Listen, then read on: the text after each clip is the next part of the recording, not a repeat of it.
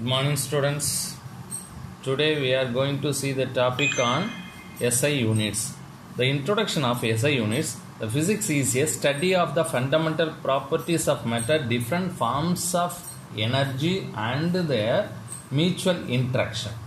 Here, the different types of energies are first one is potential energy, kinetic energy, pressure energy, heat energy, mechanical energy, light energy, sound energy, and electrical energy, etc. And we see the topic on SI units. The various physical properties of matter and energy are represented by the physical names are called as physical quantity. The physical quantity can be divided into three types. The first one is fundamental or base quantity, and the second one is derived quantities, and third one is supplementary quantities.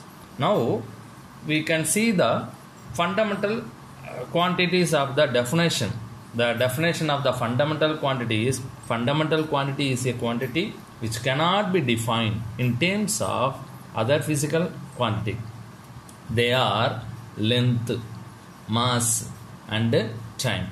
The definition, it can be again repeated. The fundamental quantity is a quantity which cannot be defined in terms of other physical quantity is known as fundamental quantities. They are length, mass, and time. And another one is derived quantity. It can be defined as the derived quantity can be defined from the fundamental quantities.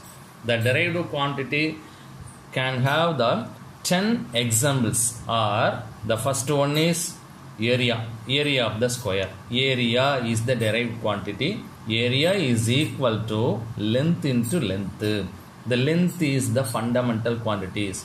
The derived quantity defined from the fundamental quantity. Therefore, area is equal to length into length is equal to length square. And another one is volume of a cubical vessel. Volume of a cubical vessel. Volume of a cubical vessel is equal to length into breadth into height. Here, breadth and height also represented in length. The length is the fundamental quantities. So, substitute the formula in the above. Volume is equal to length into length into length is equal to length cube. Length cube. Here, length is the fundamental quantities.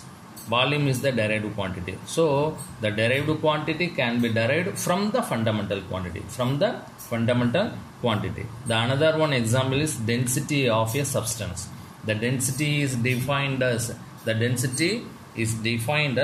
mass per unit volume of a substance is known as density. Therefore, density is equal to mass divided by volume. Mass is the fundamental quantity and the volume is equal to length into length into length. Okay. Density is equal to mass divided by length cube. And another one example of derived quantity, velocity. Velocity, it can be defined as the rate of change of displacement. Rate of change of displacement is known as velocity. The displacement from 2 points in between the 2 points. Therefore, velocity is equal to length divided by time. Velocity equal to length divided by time. Length and time are the fundamental quantity. Velocity is the derived quantity. And another one examples of derived quantity, acceleration. The acceleration, it can be defined as rate of change of velocity. Rate of change of velocity is known as acceleration. Therefore, acceleration is equal to velocity divided by time and is equal to length divided by time divided by time. Therefore, is equal to length divided by time square. Length divided by time square. Therefore, acceleration is equal to length divided by time square. Length and time are the fundamental quantity. Acceleration is the derived quantity. And another one examples of derived quantity is momentum. The momentum, it can be defined as the product of mass of a body and its velocity. Therefore, momentum is equal to mass into velocity. Therefore, mass into length divided by time. Mass, length and time are the fundamental quantity. Momentum is the derived quantity. Therefore, momentum is equal to mass into length divided by time. And another one examples of derived quantity is force. Force is equal to mass into acceleration. That means the product of mass and its acceleration. Therefore, mass into length by time square. Mass, length, time are the fundamental quantities. The derived quantity is force. Therefore, force is equal to mass into length by time square. And another one examples of derived quantity is impulse. The impulse is defined as the product of force into time. Also, force into time. Force is defined as mass into length divided by time square into time. Therefore, impulse is equal to mass into length divided by time. Mass, length, time are the fundamental quantity and impulse is the derived quantity. Therefore, impulse is equal to mass into length divided by time. And energy.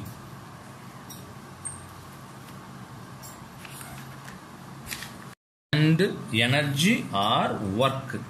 Work is equal to force into displacement. Force is mass, length by time square into displacement is represent length. Mass into length divided by length square divided by time square. Work are examples of the work is examples of pulling of water in the well.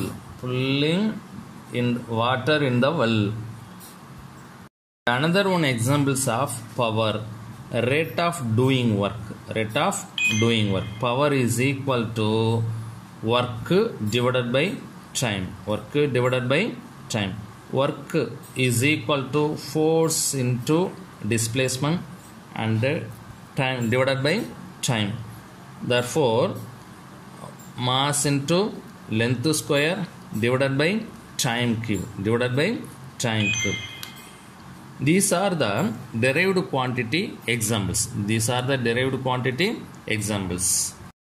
And the third one is supplementary quantities.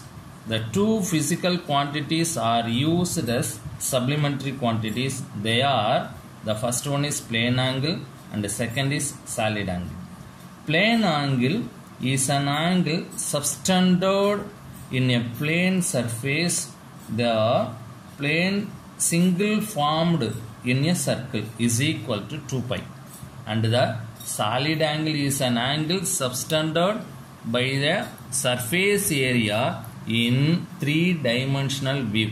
The solid angle is equal to area divided by radius square, and solid angle in a spherical is 4 pi r square divided by r square is equal to 4 pi.